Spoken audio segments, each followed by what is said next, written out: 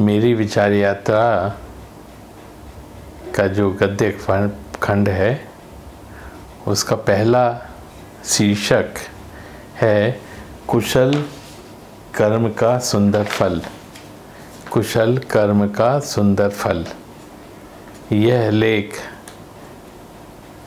1987 फरवरी 1987 में मैंने डायरी में लिखा था।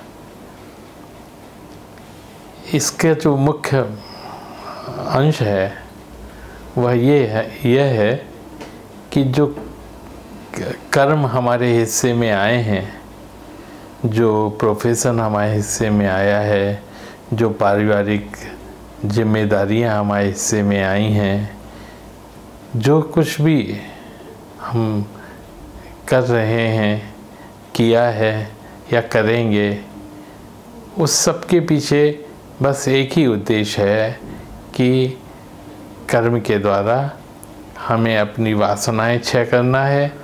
और यदि हम यह वासनाएं क्षय करने का या कर्म करने का ये जो प्रक्रिया है इसे निष्काम भाव से करते हैं तो वासनाएं उत्पन्न नहीं होती, नई वासनाएं उत्पन्न नहीं होती और पुरानी क्षय हो जाती हैं।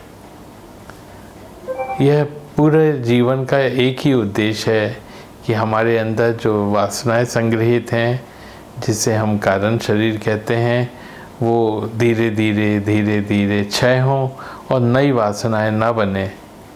इसके फलस्वरूप हमारा मन शांत होगा और हम ईश्वर अनुभव करने के योग्य बनेंगे।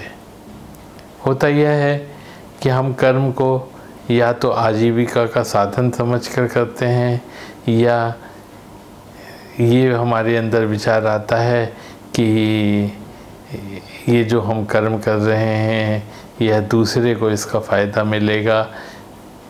ये दोनों जो धारणाएं हैं हमारे अंदर ये गलत हैं। कर्म करना इसलिए है क्योंकि इससे वासनाएं क्षय होंगी। वासनाएं क्षय होंगी तो हमारा मन शुद्ध होगा, मन शांत होगा और हम दिव्यत्व की तरफ बढ़ेंगे। जो दूसरा शीर्षक है वह तप है। हमारे अंदर ये धारणा बनी हुई है कि तप का मतलब है कि बहुत कठिन शारीरिक तप करना है ना। कोई खाना नहीं खा रहा है, कोई एक टांग पर खड़ा हुआ है, कोई पानी में खड़ा हुआ है, कोई पहाड़ों पे है, गुफाओं में है। वास्तव में तप का मतलब है अपने अंदर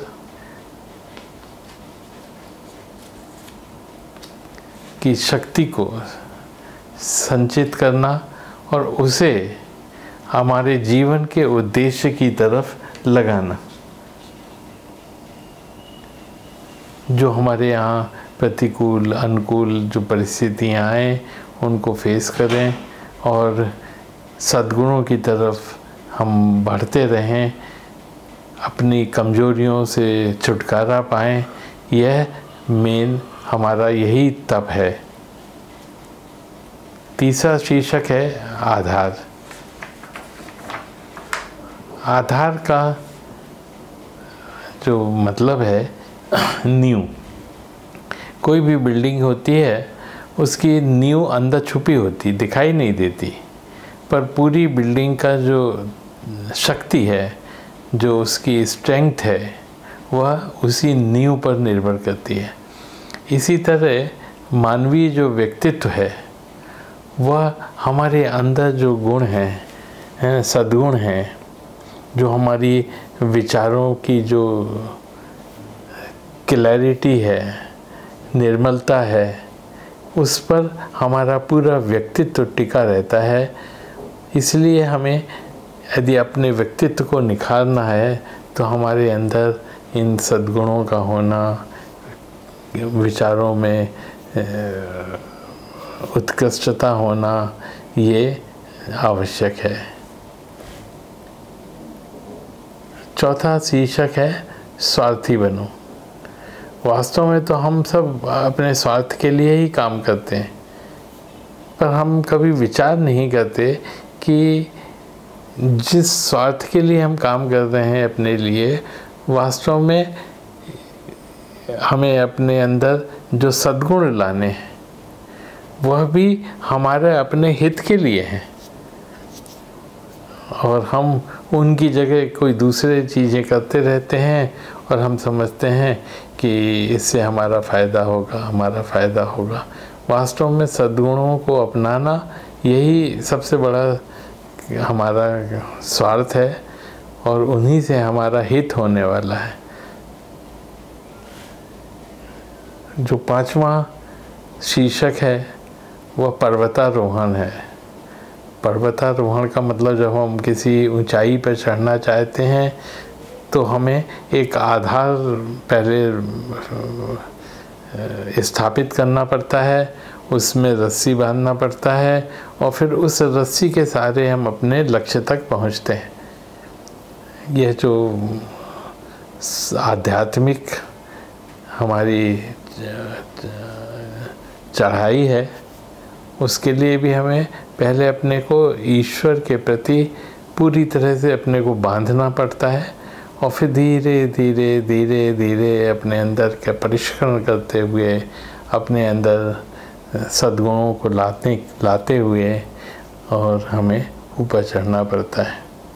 इसमें एक बहुत ही इम्पोर्टेंट बात यह है कि हमें शास्त्रों का अध्ययन करना चाहिए, जिसके सहारे हमें विचार करने की क्षमता मिलती है, सद्विचार करने की क्षमता मिलती है, और हम ऊंचाई पर धीरे धीरे धीरे धीरे चढ़ते जाते हैं।